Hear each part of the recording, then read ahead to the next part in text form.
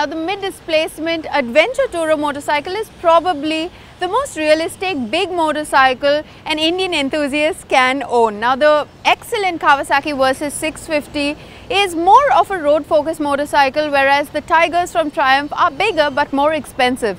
So here comes Suzuki with a great and a brand new proposition in the form of the V-Strom 650 XT. Shumi will tell you more.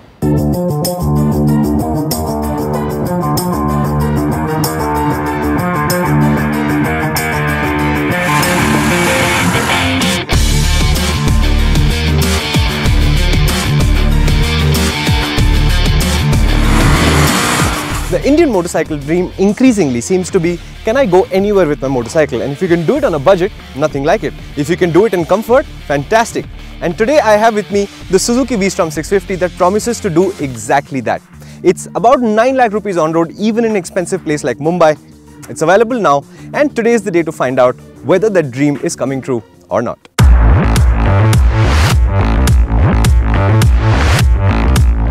The Suzuki V-Strom has a bit of a reputation. A good reputation for ability, rider involvement as well as reliability. That and the pricing should be a killer app. More importantly, Suzuki has taken to ensuring that even these middleweight motorcycles are fully equipped, which further raises the bar because they tend to price them competitively. Yes, now let's talk about the motorcycle. The Suzuki V-twin engine isn't brand new. It's closely linked to the SV650, the acclaimed street naked.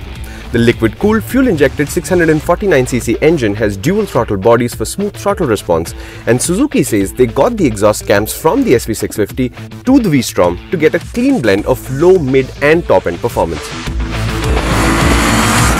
I do like that engine. It makes about 70 PS, but what is important is that it pulls cleanly from something as low as 20 kilometers an hour to 180 something. 130 on the highway is easy and smooth, and it feels like you do it all day, all year, not do any mechanical damage to the bike at all. 100 is super smooth. From this kind of a motorcycle, the idea is that you can do long distances easily. That engine is just brilliant at it, and it's easy in the city too. What more could you want?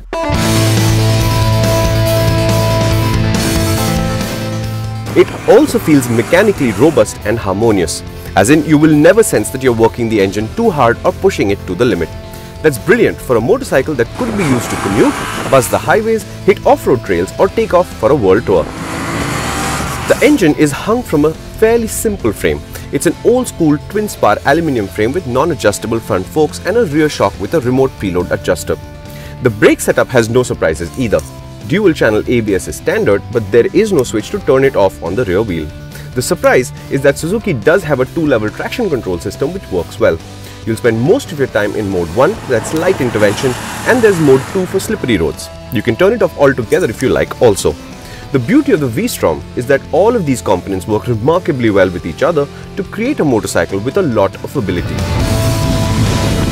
One of the nicest things about the V-Strom is the fact that it feels really light, it feels really easy. So this road, for example, is not the kind of road that I would ride a lot. It's got rocks and it's got little patches of really deep sand. But the confidence in this motorcycle comes from the fact that it doesn't feel very heavy. Your seat height is reasonably low, so you can get your feet down quite comfortably, and the power is extremely linear, so you can predict how the motorcycle is going to accelerate when you open the throttle. The combination of the three is not just good in conditions like this. It's actually good for all kinds of riders in all kinds of conditions, and that means this should fit your need no matter how you're riding, where you're riding, or what kind of skills you bring to that table. I do think that the V-Strom styling could have been better. It looks attractive enough from most angles, but I am not a fan of the engine cowl design, especially because it doesn't have a bottom and therefore is just a cosmetic addition. I'm also not a fan of the vertical headlamp as a design choice, although it must be said that this V-Strom looks far better than the one that preceded it. On the flip side, you will be surprised at how small the V-Strom looks in the flesh and how good it looks on the build and finish fronts. Oh, I do like that, because the ride quality is nice, the handling is nice, accurate and extremely light. It's a comfortable motorcycle. The engine pulls hard from almost anywhere you like. The gears change easily. There are so many good things about the V-Strom, and I'm not a fan of the headlight, but I think it looks good for the rest of it. Price falls under 9 lakh rupees in most towns in India. There's very little to fault here. That might actually be the most affordable, effective, electronic adventure tourer money can buy in India today. I can't wait to take it out into the real world, road test it, compare it to its peers and see just how good it is, because the promise is enormous. This is the kind of motorcycles we want in India. Motorcycles like that one. Well, there you go. That seems to be a very interesting option for all of you who are seeking a little bit of thrill in the adventure tourer motorcycle category. What exciting times we live in. There's a new brand that is all set to enter into the Indian market. It is British in nature but has Chinese parentage. We went all the way to Shanghai in China to find out more about MG Motor.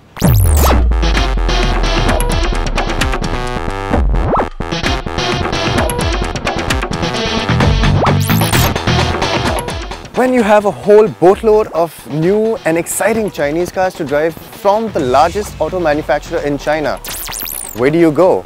Well, everybody comes to the Guangdi Proving Grounds just outside of Shanghai to test them, and that's exactly what we've done. What I have with me is the ERX5 made by a company called RO.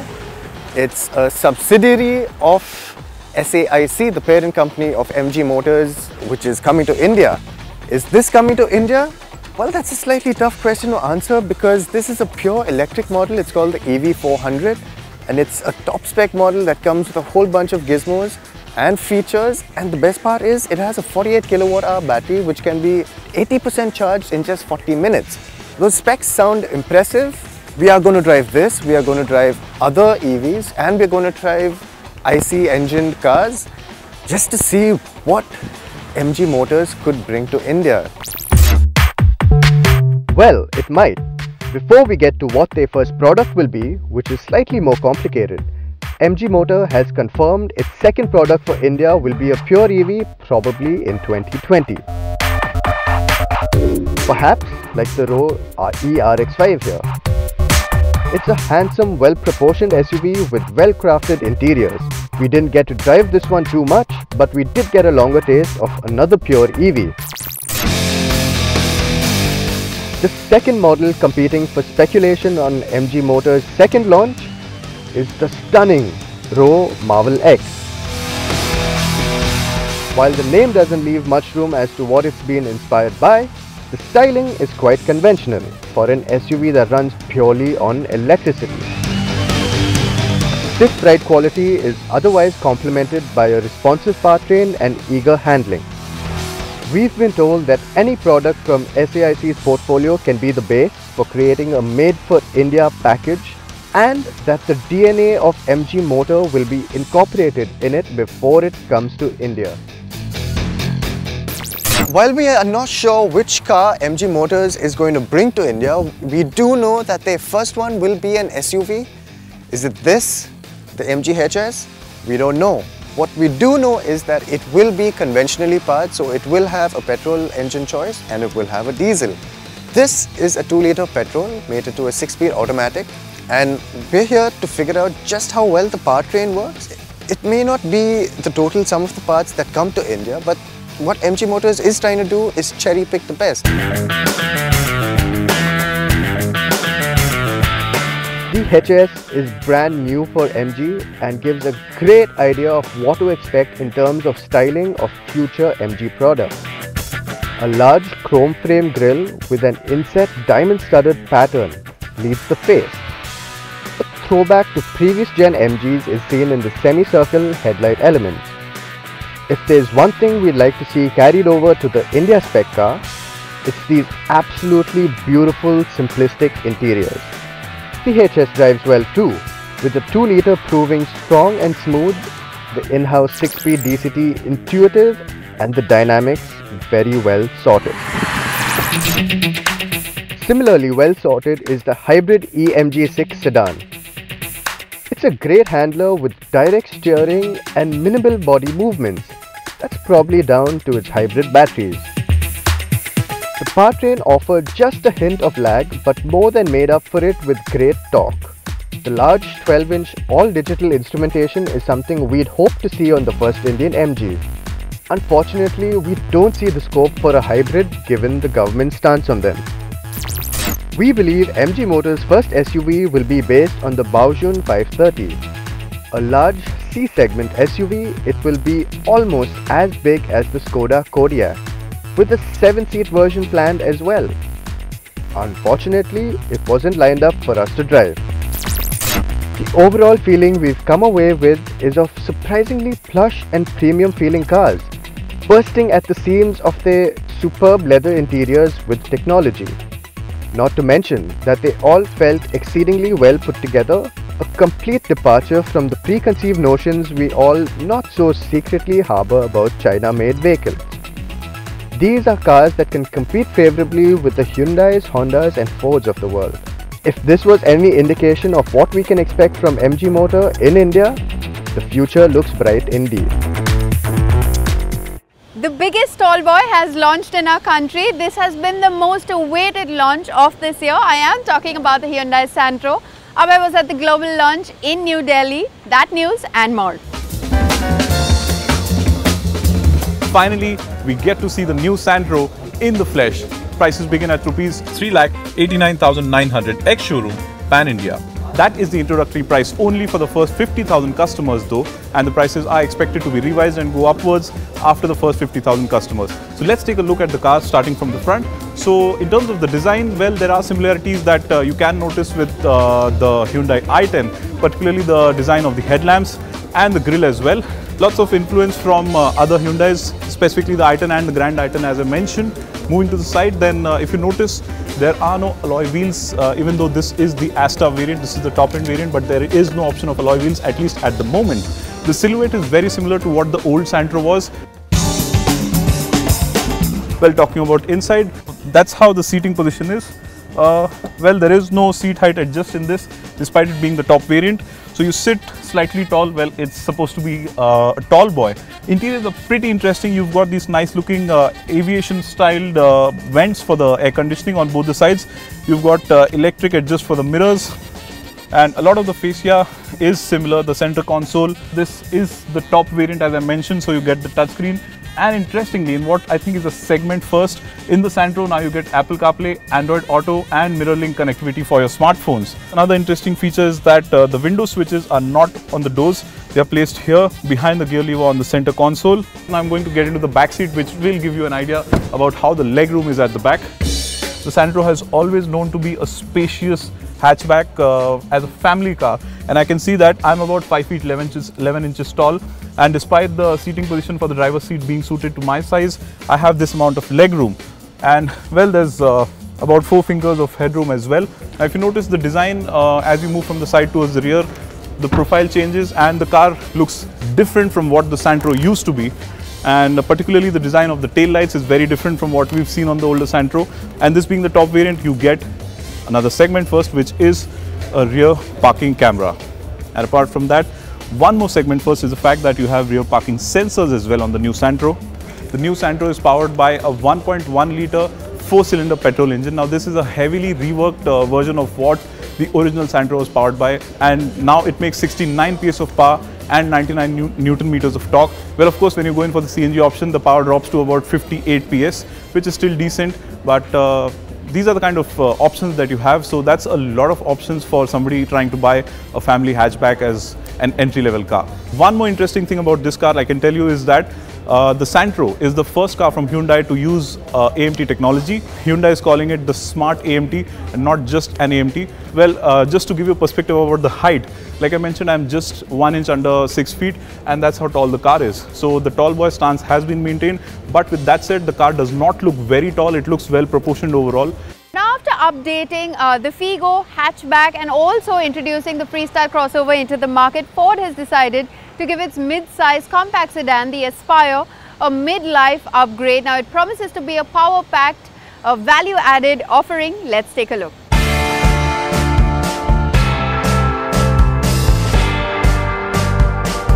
The last few months have been quite exciting for Ford. Of course, they have not launched a new vehicle, but they have been busy building a new family of engines and updating its entry-level vehicles. And now it is time for the Aspire to get its midlife makeover. That's the car we have with us here today.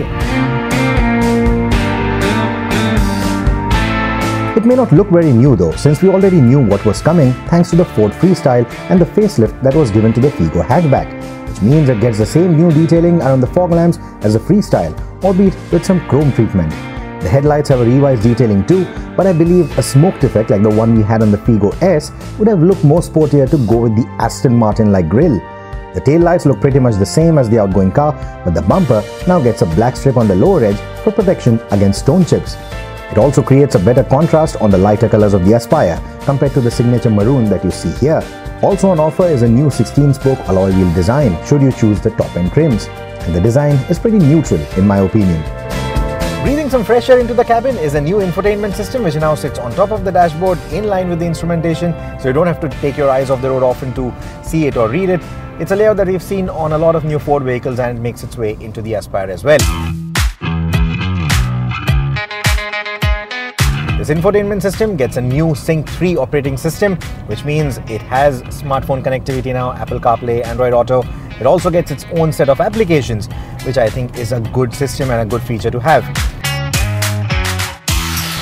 I've always liked the overall fit and finish of the cabin of the Aspire. It always has had a premium feel to it. In fact, it is one of the most premium cabins in this particular segment and doesn't change with the Aspire even with the new vehicles or the new entrants in this particular segment. The small attention to details like this little gloss finish that you have for the door locks or the matching gloss finish you have for other inserts here and the black and beige combination, I think it all just looks very nice, very refreshing. The seats in the Aspire are quite comfortable and the rear bench is also quite roomy. Its compact sedan width is only good for 2 adults and a kid though. All seats get adjustable headrests, which is a safer way to go than some of its rivals. On the topic of safety, the Aspire pulls Ford's signature trick from its hat, which means it secures the cabin with up to 6 airbags, but only on the range-topping Titanium Plus trim. Dual airbags, ABS, that's a standard fit across the range, and should you choose the automatic variant, you also get electronic stability program, traction control, and hill launch assist. Moving to the drivetrain, the Aspire lets you choose from quite a few options depending on your pocket or need. At the entry point is a 1.2-litre 3-cylinder petrol followed by the frugal 1.5-litre 4-cylinder diesel, both of which come with a manual transmission. Let us begin with the 1.2-litre petrol, which belongs to the new Dragon family of engines. Now, you've already heard about it, you've already heard us talk about it, we've sampled it in the Ford Freestyle, and like in the Freestyle, even in the Aspire, it puts out about 96 PS of power and 120 Newton meters of torque. And like in the Freestyle, it is surprisingly good to drive and quite contrary to what its specs would otherwise suggest.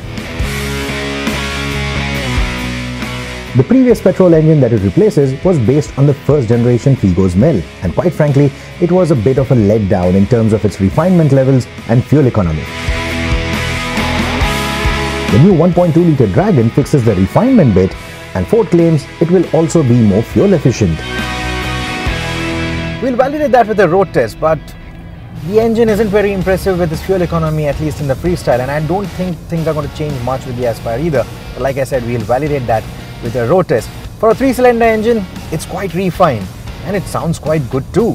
Quite unusual for a 3-cylinder motor which has that annoying thrum which is inherent to most 3-cylinder engines. This one doesn't get it. It sounds quite throaty, it sounds quite nice. It's quite a free revving engine. It's got a good low-end grunt, it's got a good mid-range pull as well. So it's quite delightful to drive in the city. It does take a downshift to pull overtakes at highway speeds though, highlighting its relatively weaker top end.